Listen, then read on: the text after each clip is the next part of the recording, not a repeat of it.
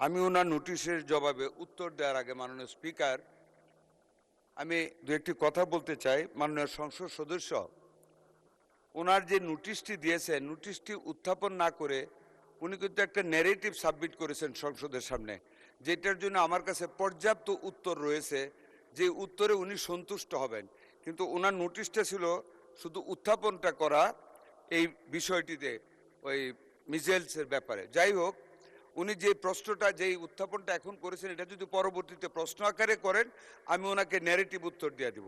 বর্তমান যে নোটিশটি আমি হাতে পেয়েছি তার উত্তরে মাননীয় স্পিকার আমি জানাচ্ছি,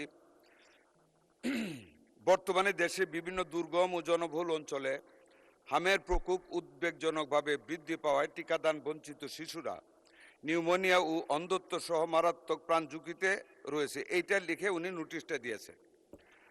মাননীয় স্পিকার, আমি উত্তরটা পড়ে শোনাচ্ছি। মাননীয় সদস্য উত্থাপিত গুরুত্বপূর্ণ বিষয়ের জন্য ওনাকে ধন্যবাদ।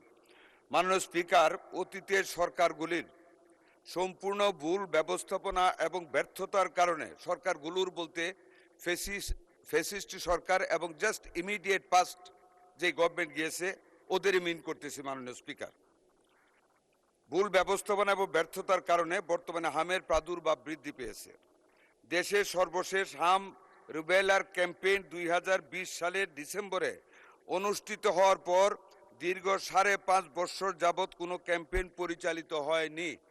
মাননীয় স্পিকার, এখানে আপনাকে জানানোর জন্য বলতে চাই, প্রতি 4 বছর পর হাম রিবেলার এই ক্যাম্পেইনটি হওয়ার কথা ছিল প্রতি 4 বছর পর পর। মাননীয় স্পিকার, সেইটা গত 5.5 বছর যাবৎ হয় নাই। ফলে নিউবর্ন বেবি এবং লেফট আউট বেবিজের সংখ্যা অনেক বৃদ্ধি পেয়েছে, যারা এখন হামে আক্রান্ত হচ্ছে। এছাড়া টিকা ক্রয়, সংগ্রহ ও সরবরাহ ব্যবস্থাপনায় পূর্ববর্তী দুটো সরকারের অদূরদর্শী সিদ্ধান্ত ও দীর্ঘসূত্রিতার ফলে টিকার মজুতে মারাত্মক সংকট তৈরি হয়। এর পরিণতিতে দেশব্যাপী হামের টিকা সহ আরও 6 ধরনের গুরুত্বপূর্ণ টিকার অভাব দেখা দেয়, যার কারণে বহু শিশু নিয়মিত টিকাদান সেবা থেকে বঞ্চিত হয় এবং সংক্রামক রোগে আক্রান্ত হওয়ার উচ্চ ঝুঁকিতে পড়ে, যার ফলাফলে বর্তমান সংকট তৈরি হয়েছে। মাননীয় স্পিকার, নানা প্রতিকূলতা সত্ত্বেও মাননীয় প্রধানমন্ত্রী জনাব তারেক রহমানের গতিশীল নেতৃত্ব, বিচক্ষণতা এবং পরামর্শে আমরা টিকাদান কর্মসূচি জরুরি ভিত্তিতে এগিয়ে আনতে সক্ষম হয়েছি। আমরা গতকাল 5 এপ্রিল থেকে হামের টিকাদান কার্যক্রম শুরু করেছি। প্রথম ধাপে সারা বাংলাদেশের 18টি জেলা এবং 30টি ঝুঁকিপূর্ণ উপজেলায় জরুরি হাম রিবেলা টিকাদান কর্মসূচি শুরু করেছি, যার মধ্যে 5টি স্পটে আমি সহ আমার প্রতিমন্ত্রী সহ আমাদের কর্মকর্তাগণ আমরা সশরীরে হাজির থেকে আমরা সেই কার্যক্রম শুরু করেছি। এই কর্মসূচির আওতায় মাননীয় স্পিকার, 6 মাস থেকে 5 বছরের কম বয়সী অর্থাৎ 59 মাস, 1 মাস কম 5 বছর সকল শিশুকে ক্রাশ প্রোগ্রাম হামের টিকা প্রদান করা হচ্ছে। প্রথম ধাপে 12 লক্ষ শিশুকে টিকার আওতায় আনার লক্ষ্য নির্ধারণ করা হয়েছে। মাননীয় স্পিকার, আমি অত্যন্ত আনন্দের সাথে বলতে চাই, আমাদের জন্য এটা একেবারে ফার্স্ট স্টার্ট। আমরা একটা ব্যর্থতা থেকে নিজেদেরকে নিয়োজিত করে মাননীয় প্রধানমন্ত্রীর অত্যন্ত বিচক্ষণ নেতৃত্বে টিকাদান কর্মসূচিটা শুরু করে আমাদের একটা সফলতা গতকাল হয়েছে। আমাদের লক্ষ্যমাত্রা ছিল গতকাল 30টি উপজেলায় 76,000 শিশুকে আমরা টিকা দেব। আলহামদুলিল্লাহ মাননীয় স্পিকার, আমরা 73,000 শিশু আমাদের এই আওতায় গতকাল টিকা গ্রহণ করেছে, যা 96% অর্জন আমাদের মন্ত্রণালয়ে। আগামী 12 এপ্রিল হতে মাননীয় স্পিকার, ঢাকা উত্তর ও দক্ষিণ সিটি কর্পোরেশন, ময়মনসিংহ এবং বরিশাল সিটি কর্পোরেশন এবং আগামী 3 মে হতে সারা দেশে অবশিষ্ট সিটি কর্পোরেশন ও জেলাগুলিতে আমরা এই জরুরি টিকাদান কর্মসূচি বাস্তবায়ন করব ইনশাআল্লাহ।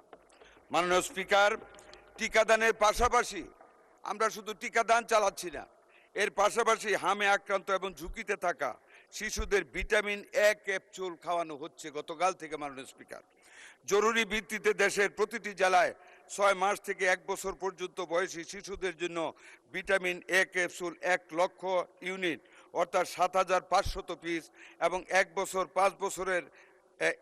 এবং 5 বছরের কম বয়সী শিশুদের জন্য 2 লক্ষ ইউনিট 15,000 পিস করে ভিটামিন এ ক্যাপসুল জেলায় বিতরণ করা হচ্ছে, যা আক্রান্ত শিশুদের চিকিৎসায় এই সংকট মোকাবেলার জন্য অত্যন্ত কার্যকর ভূমিকা রাখবে।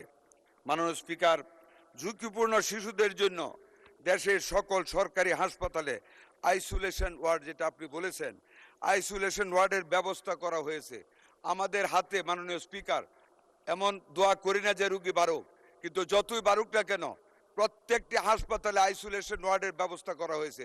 রাজশাহী হাসপাতালে আরো 250 আইসোলেশন বেড ব্যবস্থা করা হচ্ছে। আমাদের যদি কোনো রুগী আসে, দোয়া করেন যাতে না আসে, আমরা প্রস্তুত আছি। আইসিইউ ইউনিট প্রস্তুত আছে, আমাদের ভেন্টিলেটরও প্রস্তুত আছে। শুধু ভেন্টিলেটর না, আমাদের আইসিডিডিআর বেড, একজন ডাক্তার ডাক্তার তাহমিদ, উনি অত্যন্ত স্বল্প খরচে, মাত্র 300 টাকা খরচে নতুন অক্সিজেন ইনফ্লো অ্যান্ড আউটফ্লোর একটা মেশিন, মানে সিস্টেম আবিষ্কার করেছে, যেটা দিয়ে যে কোনো হাসপাতালে যে কোনো সময় আমরা যে কোনো হামের রুগীকে এখন অক্সিজেন প্রবাহ দিতে পারি লাঙের ভিতরে। মাননীয় স্পিকার, স্বাস্থ্যকর্মীদের সক্ষমতা বৃদ্ধির উদ্যোগ নেওয়া হয়েছে। মাঠ পর্যায়ে দায়িত্ব পালনরত সকল স্বাস্থ্যকর্মীদের এই জরুরি অবস্থায় সকল ছুটি বাতিল করা হয়েছে। মাননীয় স্পিকার, ইতিমধ্যে ঝুঁকিপূর্ণ এলাকায় নিবিড় মনিটরিং ও তদারকি বৃদ্ধি করা হচ্ছে। বর্তমান পরিস্থিতিতে জরুরি ভিত্তিতে টিকা ক্রয় কার্যক্রমের উদ্যোগ নেওয়া হয়েছে। এছাড়া উন্নয়ন সহযোগী সংস্থার হু অ্যান্ড ইউনিসেফ ইত্যাদির সাথে সমন্বয় জোরদার করা হয়েছে। আমরা সকল অংশীজনের সঙ্গে সমন্বয়ের মাধ্যমে কাজ করে যাচ্ছি। আজকেও ওয়ার্ল্ড ব্যাংক আমাদের ডাকে সাড়া দিয়ে আমাদের সাথে সকালে মিটিং করেছে। তারা বিভিন্নভাবে এই হামকে মোকাবেলা করার জন্য, এই রিবেলাকে মোকাবেলা করার জন্য আমাদেরকে সহযোগিতার আশ্বাস দিয়েছে। আমরা মন্ত্রণালয় থেকে মাননীয় প্রতিমন্ত্রীকে হেড করে আমরা 5 সদস্য বিশিষ্ট একটা কমিটি ওনাদের সাথে কাজ করার জন্য সচিব আমরা করে দিয়েছি। আরও অনেক গ্র্যান্ট এবং এইডস এই খাতে আমরা পাবো ইনশাল্লাহ। অংশীজনের সঙ্গে সমন্বয় দেখা আওতায় আসে, প্রতিরোধযোগ্য রোগ থেকে সুরক্ষিত থাকে। আমরা বিশ্বাস করি এই সমন্বিত ব্যাপক টিকাদান কর্মসূচির মাধ্যমে অতি দ্রুত হাম সংক্রমণ নিয়ন্ত্রণে আনা সম্ভব হবে। পরিশেষে আরও জানাচ্ছি, আমরা করোনাকালীন অব্যয়িত 604 কোটি টাকা দিয়ে আমরা ইউনিসেফ থেকে আরও হামের টিকা এবং অন্যান্য টিকা আমরা কালেকশন করতেছি। ভবিষ্যতে আমাদের কোনো সময় টিকার কোনো আমাদের শর্টেজ পড়বে না।